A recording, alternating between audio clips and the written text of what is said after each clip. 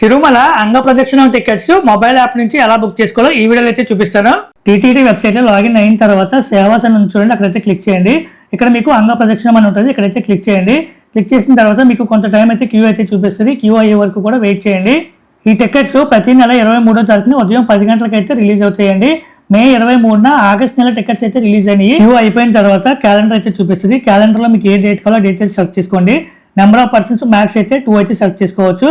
తర్వాత slot select చేసుకుని continue మీద క్లిక్ చేయండి. తర్వాత మీరు ఎవరికైతే టికెట్ బుక్ చేస్తున్నారో వాళ్ళ డీటెయిల్స్ అయితే ఇవ్వాలి. నేమ్, ఏజ్, జెండర్ అయితే సెలెక్ట్ చేసుకోండి. Photo, ID proof, Aadhaar card select చేసుకోండి.